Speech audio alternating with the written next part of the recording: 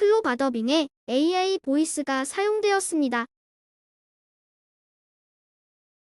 안녕하십니까? 동의과학대학교 응급구조과 기초의학 동아리 에이트입니다. 동기들 또는 후배들이 이해하기 어려운 부분에 대하여 이해를 돕고자 생리학 세포의 호흡 파트에 해당 작용에 대한 설명 영상입니다. 최대한 어려운 부분은 빼고 쉽게 설명드리겠습니다. 우리 인체는 음식물을 섭취 또는 간에 저장된 글루코겐의 분해로부터 혈액 포도당을 얻습니다. 이렇게 얻게 된 포도당은 세포의 세포질 내로 들어오게 되는데 그곳에서 호기성 호흡 또는 현기성 호흡 대사에 의해 에너지 생성을 위해 사용됩니다. 이렇게 혈액 포도당을 가지고 에너지 생성을 하게 되는 단계는 크게 해당 작용, 구연산 회로, 전자전달계로 구분되고 오늘은 그 첫 번째 단계인 해당 작용에 대해 설명드리겠습니다. 해당 작용은 에너지 생성의 첫 단추이자 산소 유무와 상관없이 세포질에서 일어나는 가장 기본적인 대사 과정입니다. 세포질 안으로 들어온 포도당은 ATP 한 분자를 소모하며 인산기 하나를 전달받습니다. 이걸 인산화라고 하고 이때 인산기가 포도당의 6번 탄소에 결합하기 때문에 포도당 6인산이라 부릅니다. 인산기가 붙어 덩치가 커지고 전하를 띠게 된 포도당은 세포막을 통과할 수 없게 됩니다. 이후 포도당 6인산은 과당 6인산으로 구조가 바뀝니다. 포도당과 과당은 화학식은 같지만 구조만 다른 이성질체 관계이므로 효소의 도움을 통해 형태를 재구성하는 과정이 비교적 쉽게 일어납니다. 재구성된 과당 6인산은 이제 본격적인 분해를 위해 한 번 더 에너지를 공급받습니다. 또 하나의 ATP를 소모하여 1번 탄소 자리에 인산기를 추가로 붙이는 것이죠. 그 결과 양쪽 끝에 인산기를 하나씩 가진 과당 1, 6기인산이 만들어집니다.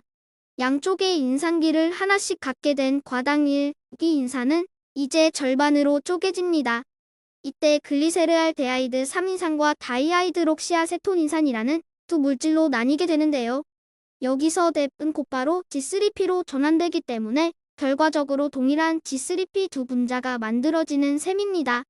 따라서 이후에 일어나는 모든 과정은 곱하기 1을 해서 생각하시면 됩니다. 먼저 글리세르알데하이드 3인산이 산화되면서 두 개의 수소 원자를 내놓습니다.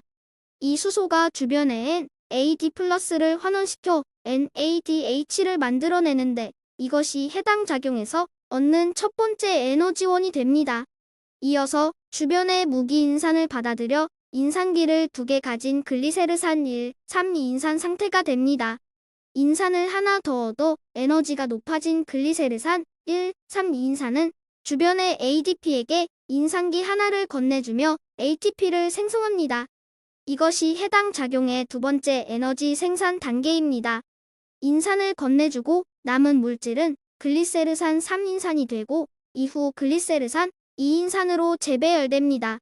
여기서 중요한 점은 단순히 인산이 3번에서 2번으로 옮겨간 것이 아니라 2번에 인산이 새로 붙고 3번에 인산이 떨어져 나가며 위치가 바뀐 것이라고 이해하시면 정확합니다. 이어서 글리세르산 2인산은 물 분자 하나를 내보내며 고에너지 화합물인 포스포에놀 피로부산으로 변합니다. 마지막으로 포스포에놀 피로부산은 가지고 있던 인산기를 다시 ADP에게 주어 두 번째 ATP를 만들어냅니다.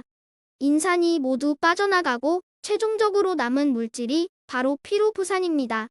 이렇게 만들어진 피로부산은 산소가 충분한 호기성 상태라면 구연산 회로로 들어가 에너지를 더 뽑아내게 되고 산소가 부족한 현기성 상태라면 젖산 경로를 거치게 됩니다. 지금까지 복잡한 화학 반응 과정들을 살펴보았는데요. 사실 이 과정들을 공부하면서 우리가 절대 놓치지 말아야 할 가장 중요한 포인트는 바로 이 해당 작용을 통해 결국 무엇을 만들어냈는가를 정확히 아는 것입니다.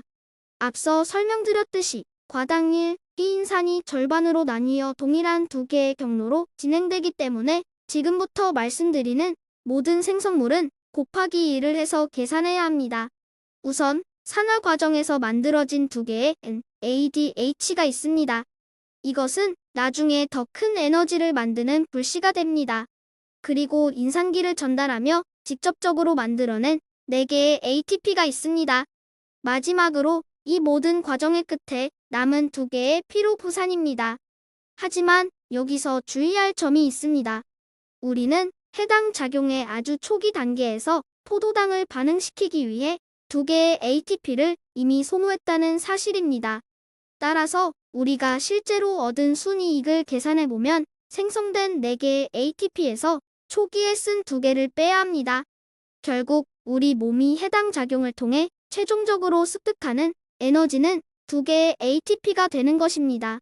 결과적으로 포도당 한 분자가 해당 작용을 마쳤을 때 손에 쥐게 되는 최종 성적표는 이 3가지입니다. 2개의 NADH, 2개의 ATP, 그리고 2개의 피로부산. 이 3가지 물질이 우리 몸의 에너지 대사를 이끌어가는 핵심적인 기초 자산이 된다는 점을 꼭 기억해 주시기 바랍니다.